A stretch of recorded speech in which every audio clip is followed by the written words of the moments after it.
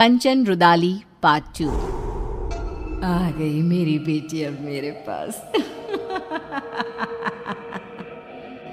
ये कहती हुई अब तक रोती छाती पीटती कंचन जोर जोर से हंसने लग जाती है।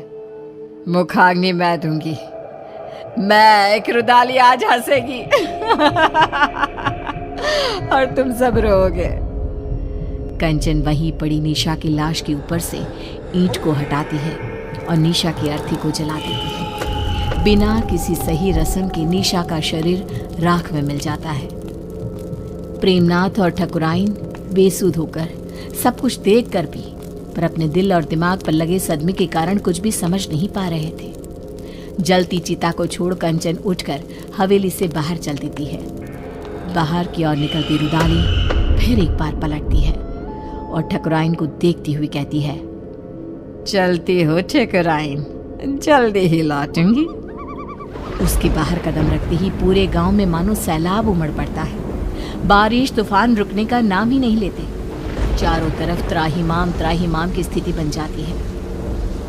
इतनी गर्मी के मौसम में ऐसी बारिश, इसकी हर बूंद ऐसी है मानो किसी अपने के गम में फूट फूट कर रो रही हो। हाँ, तुम सही कहती हो रंभा। और ये सब हुआ भी छोटी ठकुराइन की मौत के बाद। क्या कारण हो सकता है इन सब का? अरे हम सब कब तक घरों में छिप कर बैठे रहेंगे हैं?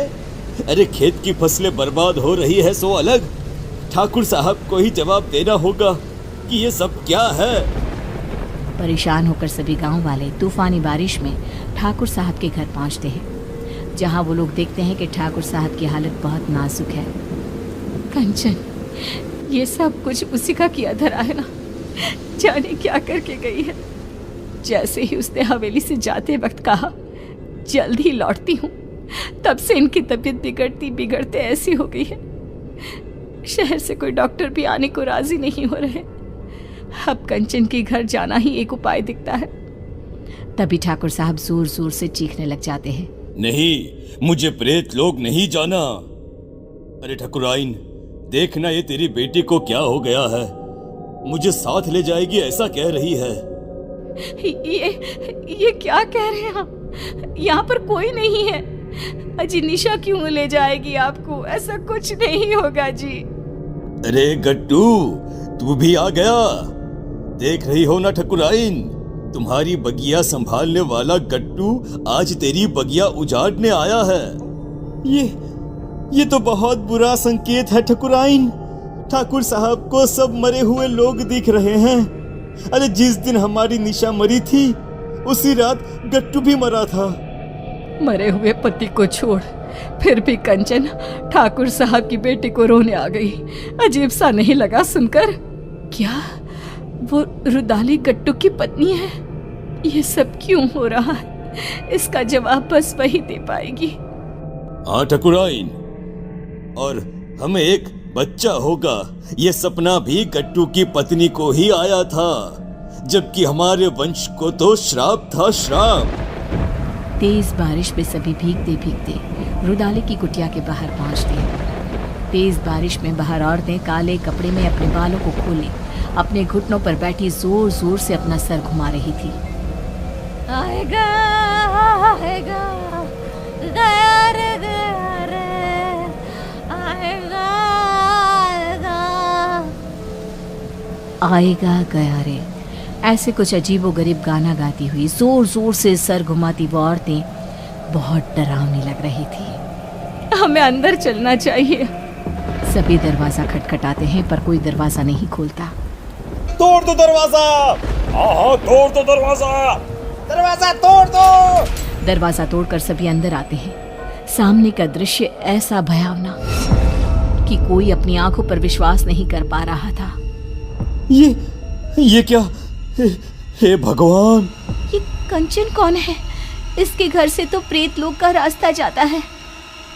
कंचन उठकर आगे बढ़ती है और जाते हुए अंगारों को पार करती एक अजीब से चेहरे के राक्षस के पास पहुंचती है, जिसके हाथ में चाबुक था जिससे वो रूहों को सजा देता था। पूरा गांव आ गया है मालिक, अब सबकी बलि ले लो और निशा और मेरे पति को वापस उनके शरीर में भेज दो। दोनों के शरीर को संजो कर रखा है मैंने। ये निशा बिटिया का शरीर तो सबने जलते हुए देखा है, तो रुदाली के पास शरीर कैसे है? ये क्या राज है? रुदाली गट्टू और निशा के शरीर को सबके सामने रखती है और कहती है, निशा मेरी बेटी थी, मेरी इकलौती बच्ची, जिसे मेरे पति ने ठाकुर साहब को सौंप दिया था, क्योंकि आप कभी मां नहीं बन सकती थी। बोले ठकुराइन, सच है ना ये? आप लोगों के पैसे के आगे मेरी ममता का गला घोट दिया गया। जिस दिन गट्टू ने मुझे बताया कि मेरी बेटी आपके घर जाने वाली है, मैंने उसी दिन से प्रेत लोक को अपना घर बना लिया था। पर मैं तो मां बनी थी, मेरे शरीर में सभी लक्षण थे, यह कैसे हो सकता है? आपको एक दवाई दी जाती थी जिसके कारण आपका शरीर एक गर्भवती औरत की तरह बदलने लगा, और फिर मैंने आपके गर्भ में डाल दिया प्रेत का अंश, वो अंश जो मेरी बेटी को मुझे वापस पाने में मदद करता। पर तुम्हारे वंशहीन होने के श्राप ने उस गर्भ का नाश कर दिया। निशा तुम्हें सौंप दी गई, उसने मेरी कोख में ही सब तंत्र मंत्र सीख लिए थे, इसलिए उसे वही चीजें अपनी ओर खींचने लगी। अमावस के दिन उसकी वही शक्तियां उस पर हावी हो गई और वो चली गई सब कुछ छोड़कर। पर मैं उसे कैसे जाने देती? उसकी आत्मा को प्रेत लोक से उसके पिता ने बचा लिया और उसकी आत्मा उसके शरीर में आ गई। पर प्रेत सरकार बहुत क्रोधित हुई, इसीलिए आप सबकी आंखों में धूल झोंक कर मैंने एक पुतले को जलाया, ना कि मेरी बेटी को। अब उसी सरकार की मदद से मैं फिर से अपनी बेटी और पति को पालूंगी और उसके बदले ये पूरा गांव उन्हें सौंप दूंगी। भागो भागो यहाँ से, भागो भागो भागो यहाँ से। हमें भी शरीर दिलवा देना कंचन, इन सब का शरीर तो है ही। हमें भी शरीर दिलवा देना कंचन, इन सब का शरीर तो है ही। आज कितने ही साल बीत गए, गांव अब आत्मा और प्रेतों के नाम से जाना जाता है। इतने मुर्दों में रह गई है जिंदा तो बस कंचन।